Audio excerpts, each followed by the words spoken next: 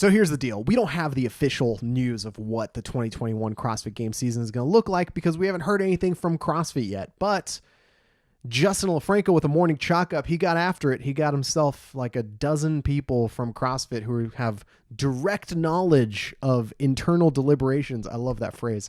Direct knowledge of internal deliberations. Nobody on the record yet, but that makes sense because a lot of this, I think, is fluid. Many of the details are probably going to be adjusted. Mostly the numbers. The structure seems to be laid out. And like I said, it's very similar to what we had with regionals. The Open is going to qualify athletes for some sort of intermediate set of competitions. We lost a light. All right, we're going to keep going.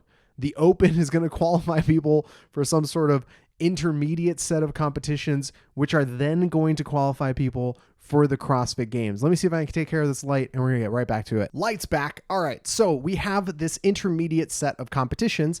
However, it's going to be the sanctional type of external partners that are going to be running these events. Unlike the old regionals format where it was completely top down, everything was controlled start, and we lost the light again. Wow. Completely controlled start to finish by CrossFit. We're just going to be seeing this external partnership come in. And that does raise some questions like who's doing the programming? Is there the possibility of a live stream or a broadcast that people can follow along with? Are the events going to be constrained within a certain part of the calendar? So they, if they had been functioning, let's say in November or December or January or February, do they have to move their event to be a part of the CrossFit Games season? If there are regions that have multiple sanctional events that were going to be part of the sanctional season previously, how do you decide which handful get to be the new qualifying events? There are, of course, many, many questions to answer, but the general format of starting with the Open, not directly qualifying for the CrossFit Games from the Open, but instead qualifying for some sort of intermediate step that then qualifies you for the CrossFit Games, that seems to be set in stone. So one of the things that's like really unclear about this is what actually happens going from the Open to these new sanctional, regional, hybrid, intermediate qualifying events, right?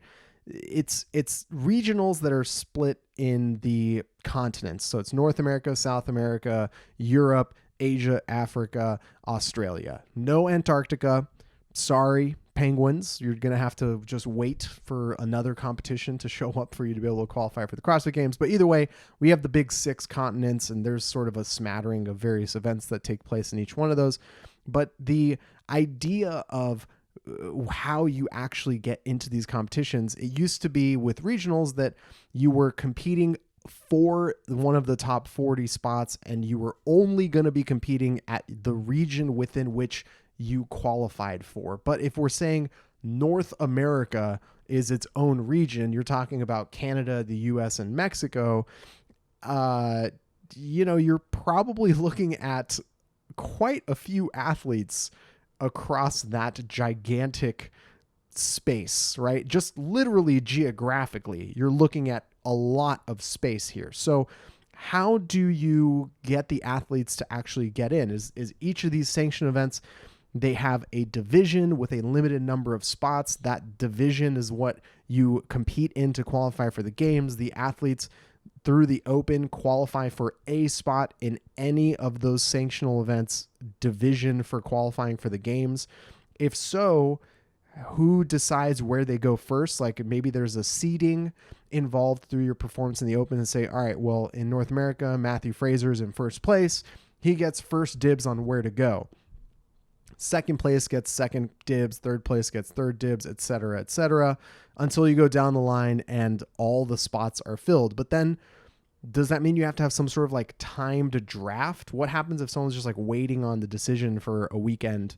When do they make these decisions? How do they actually sign up? Do these sanction events function independently enough that they just provide like a sign up code to the athletes, or do the athletes, there's so many questions about just that one step. How do you go from the Open to sanctioned events, like external partnered sanction events, and make sense, right? It gives an opportunity for some storytelling for sure, which I think would be interesting if it is some sort of like reverse draft system where the athletes go in a certain order and pick the event they want to go to. So that declaration day of this is the event I'm going to, that would be really cool. That seems like that could be a fun little thing to, televise and explore in terms of a storytelling opportunity. But other than that, I mean, I have no idea how that's going to function.